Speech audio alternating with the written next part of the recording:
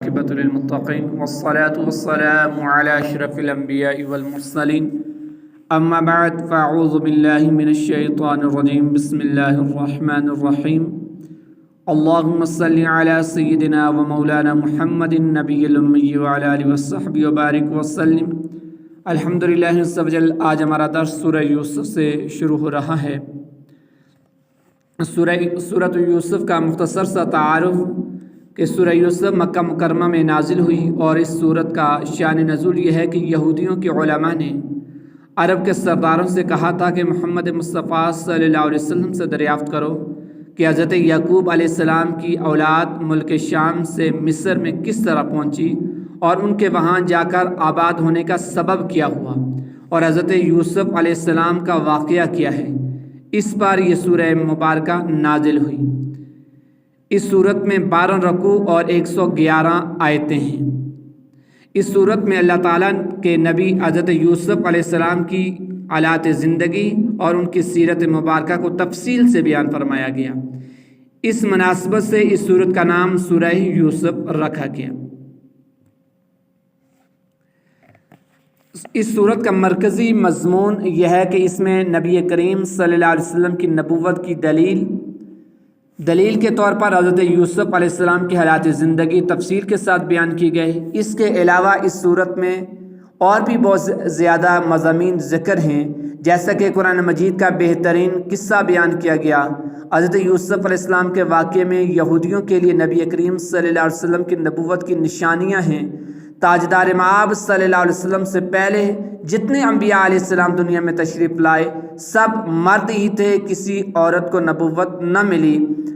اس صورت کے آخر میں قرآن مجید کے اوصاف بیان کیے گئے کہ یہ سابقہ آسمانی کتابوں کی تصدیق کرتا ہے، اس میں ہر چیز کا مفصل بیان ہے، اور یہ مسلمانوں کے لیے ہدایت اور رحمت ہے۔ تو شروع کرتے ہیں۔ بسم اللہ الرحمن الرحیم، اللہ کے نام سے شروع جو نہایت مہربان رحمت والا ہے۔ الف لام را تلک آیات الکتاب المبین۔ الف لام را یہ روشن کتاب کی آیتیں ہیں۔ تلک یہ یعنی اس صورت میں جو آیات بیان ہوئی یہ روشن کتاب یعنی کہ قرآن مجید کی آیتیں ہیں۔ مبین کا معنی ہے روشن اور ظاہر کر دینے والی۔ قرآن پاک کا مبین ہونا یوں ہے کہ اس کا اپنی مثل لانے سے عاجز کر دینے والا ہونا ظاہر ہے، اس کا اللہ تعالیٰ کی طرف سے ہونا واضح ہے۔ انا انزلناہ قرآنا عربیا لعلکم تعقلون، بے شک ہم نے اس قرآن کو عربی نازل فرمایا تاکہ تم سمجھو۔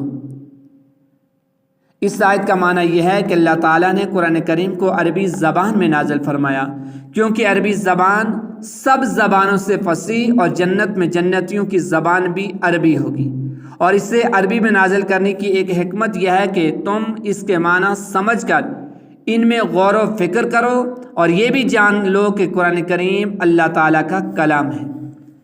اس آیت سے معلوم ہوا کہ قرآن مجید کا مسلمانوں پر ایک حق یہ ہے کہ وہ اسے سمجھیں اور اس میں غور و فکر کریں، اور اسے یعنی اس قرآن کو سمجھنے کے لیے عربی زبان پر عبور حاصل کریں، کیونکہ یہ کلام عربی زبان میں نازل ہوا ہے۔ اس لیے جو لوگ عربی زبان سے ناواقف ہیں یا جنہیں عربی زبان پر عبور حاصل نہیں، تو انہیں چاہیے کہ اہل حق کے مستند علماء کے تراجم اور ان کی تفاسیر کا مطالعہ فرمائیں تاکہ وہ قرآن مجید کو سمجھ سکیں۔ افسوس فی زمانہ مسلمانوں کی کثیر تعداد قرآن مجید کو سمجھنے اور اس میں غور و فکر کرنے سے بہت دور ہو چکی ہے۔ اللہ تعالیٰ انہیں ہدایت عطا فرمائے۔ عربی کا سیکھنا بحیثیت مجموعی امت مسلمہ کے لیے فرض کفایہ ہے۔ نحن نقص علیک احسن القصص بما اوحینا الیک ھذا القرآن وان کنت من قبلہ لمن الغافلین۔ ہم نے تمہاری طرف اس قرآن کی وحی بھیجی، اس کے ذریعے ہم تمہارے سامنے سب سے اچھا واقعہ بیان کرتے ہیں، اگرچہ اس سے پہلے تم یقیناً اس سے بے خبر تھے۔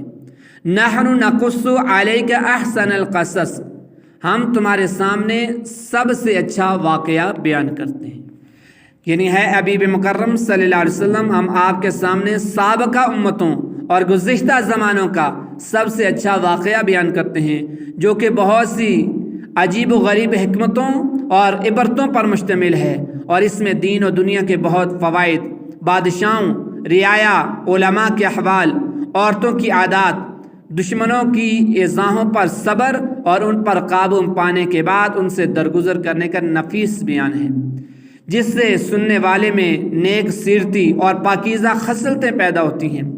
اس صورت کے ضمن میں ایک انسان کی زندگی کے جملہ مراحل کو بیان کر دیا گیا کہ زندگی کے کن مراحل پر کیا کیا چیزیں انسان کو پیش آ سکتی ہیں اور ان سے وہ بہترین انداز میں سبکدوش کیسے ہو سکتا ہے۔ وَإِن كُنْتَ مِن قَبْلِهِ لَمِنَ الْغَافِلِينَ، اگرچہ اس سے پہلے تم یقیناً اس سے بے خبر تھے۔ یعنی یہ صورت آپ علیہ الصلاۃ والسلام کی طرف وحی کرنے سے پہلے آپ کو اس واقعے کی خبر تھی اور نہ آپ نے اس واقعے کو کبھی سنا تھا۔ علامہ ساوی رحمۃ اللہ علیہ فرماتے ہیں کہ یہ تاجدار مآب صلی اللہ علیہ وسلم کا ایک معجزہ ہے کہ آپ نے سب سے اچھے انداز اور بہترین طریقے سے گزشتہ اور آئندہ لوگوں کی خبر دی ہے۔ حضرت یوسف علیہ السلام کے واقعے کو احسن القصص فرمانے کی چند وجوہات ہیں۔ ان میں سے ایک وجہ یہ ہے کہ حضرت یوسف علیہ السلام کے واقعے میں جس قدر عبرتیں اور حکمتیں بیان کی گئی ہیں اتنی اور کسی صورت میں بیان نہیں کی گئی۔ اور دوسری وجہ حضرت یوسف علیہ السلام کے اپنے بھائیوں سے انتہائی اچھا سلوک فرمانے، ان کی طرف سے پہنچنے والی اذیتوں پر صبر کرنے اور بدلہ لینے پر قادر ہونے کے باوجود انہیں معاف کر دینے کی وجہ سے آپ علیہ السلام کے واقعے کو احسن القصص فرمایا گیا۔ اذ قال یوسف لأبیہ یا ابت انی رأیت احد عشر کوکبا والشمس والقمر رأیتهم لی ساجدین۔ یاد کرو جب یوسف نے اپنے باپ سے کہا، اے میرے باپ، میں نے 11 ستاروں اور سورج اور چاند کو دیکھا، میں نے انہیں اپنے لیے سجدہ کرتے ہوئے دیکھا۔ اذ قال یوسف لأبی، یاد کرو جب یوسف نے اپنے باپ سے کہا۔ اے حبیب صلی اللہ علیہ وسلم، آپ اپنی قوم کے سامنے حضرت یوسف علیہ السلام کی وہ بات بیان کریں جو انہوں نے اپنے باپ حضرت یعقوب علیہ السلام سے کہی کہ ہے میرے باپ، میں نے 11 ستاروں اور سورج اور چاند کو دیکھا، میں نے انہیں اپنی طرف اپنے لیے سجدہ کرتے ہوئے پایا۔ مفسرین نے یہ واقعہ یوں بیان کیا کہ حضرت یوسف علیہ السلام نے خواب دیکھا کہ آسمان سے 11 ستارے اترے اور ان کے ساتھ سورج اور چاند بھی ہے، ان سب نے آپ کو سجدہ کیا۔ حضرت یوسف علیہ السلام نے یہ خواب جمعہ کی رات کو دیکھا اور یہ رات شب قدر کی تھی۔ حضرت قتادہ رضی اللہ تعالی عنہ فرماتے ہیں کہ خواب میں دیکھے گئے ستاروں کی تعبیر آپ علیہ السلام کے 11 بھائی ہیں اور سورج آپ کے والد اور چاند آپ کی والدہ ہیں۔ قال یا بنی لا تقصص رؤیاک علی اخواتک فیکیدوا لک کیدا ان الشیطان للانسان عدو مبین۔ فرمایا، اے میرے بیٹے، اپنا خواب اپنے بھائیوں کے سامنے بیان نہ کرنا اور نہ ورنہ تمہارے خلاف کوئی سازش کریں گے، بے شک شیطان آدمی کا کھلا دشمن ہے۔ قال یا بنی، فرمایا اے میرے بیٹے۔